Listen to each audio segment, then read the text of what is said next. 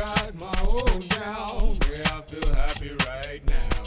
Whoa. I got my own down, where I feel happy right now. It was since back in the day that we would clap, sing and dance. Whoa, everybody's smiling as the day would pass. I got my own down, where I feel happy right now. Well, Uncle John sitting outside again, telling war stories and way to begin. While Lady Stacy would bring us cigars, till this day she's the lady in my arms. Well, ladies and gentlemen, it is day 2, episode 2 of the history of coffee, and today I'm sitting here with the man of the hour. How are you doing, first of all? Yeah, man of the minute at the moment. Well, it did take a bit of a while before the interview started. So, first of all, did you like the music? Yeah. Something new for your place, never been done before? Almost. We've had a little bit of jazz, we had a little bit of busking going on, so yeah, but it's good. Ladies and gentlemen, I'm sitting here with David of the coffee shop Truth, and as you know, we're doing the history of coffee with me, Arn-i. Follow us on the Facebook blog or page, The Best of Cape Town, to get more information and find out what is coffee all about. But my first question to you, David, how is coffee being made? You know, what is the process to make a really good cup of coffee?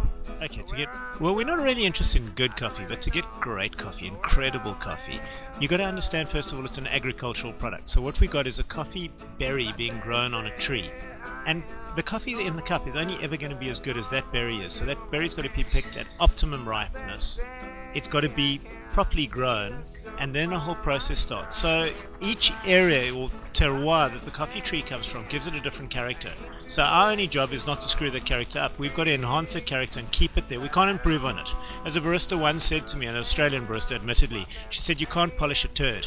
So the only real opportunity we've got is not to screw it up. So that's my job. Don't screw it up. Okay. So in not screwing it up, we've got to make sure that we buy the best beans. We can't improve on that, and for that we've got to pay top dollar. So we roll it, things like fair trade don't really matter, not because they're bad, because they're not enough. So we have relationships with our suppliers, and we know that the farmer's getting a fair price, and we're not relying on certification for that, because certification has the law of unintended consequences, and you have some poor guy who produces really good coffee, and because he can't afford a certificate, we don't buy from him and he doesn't get the best price. So we pay a lot more than the commodity price of coffee, like 3 times the price of commodity coffee. So fair trade's only a little percentage above that. So this is a lot more than that. And then we've got to roast it properly. And for that, that's an artisan roasting process. So if you go to a big roaster, they know exactly how to roast every coffee. They've got a formula. We're not that clever. We don't have any formulas. So what well, a little bit of science, but not the science that you'd expect. So what we'll do is we'll roast coffee in random ways, and then we do our clever stuff. We taste which roast is better. So then we start playing with how dark we roast, and we start playing with how long we take to roast it. Coffee pops like popcorn. First crack, second crack.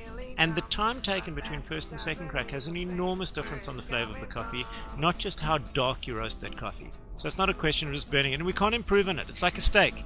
If that steak wasn't incredible in the first place, cooking it isn't going to make it any better. So you can ruin it cooking it, and it's the same thing with the beans. We've got to keep those flavors in the coffee and not screw them up again. So then we have the freshly roasted coffee. Then it's got to be sold and used fresh. So that's very important. Coffee we consider only to be fresh for up to a month from roasting.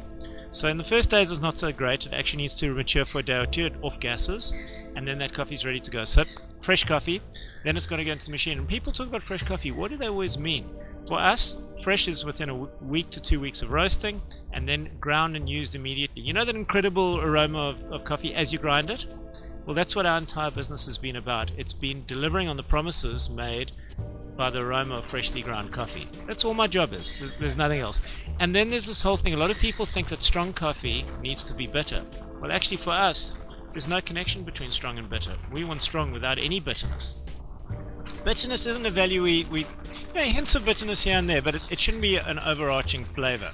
So we want complexity when all these flavors come. And then the most important part of making coffee, a properly trained barista.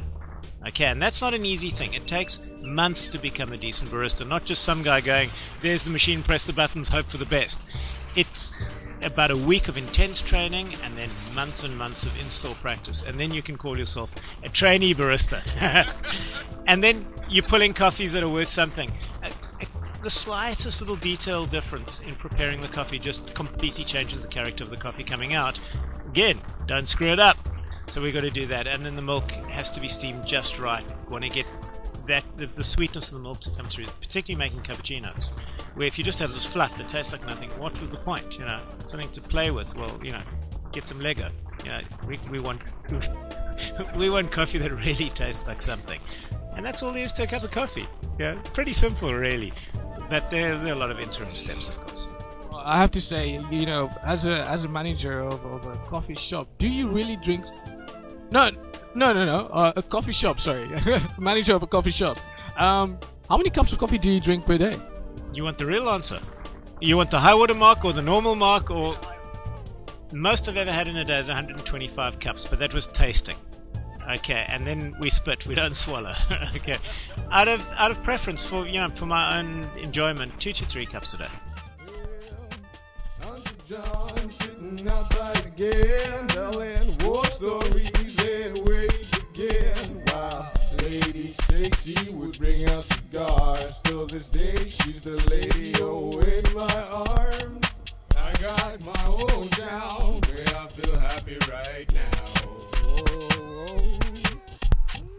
I got my own town where I feel happy right now.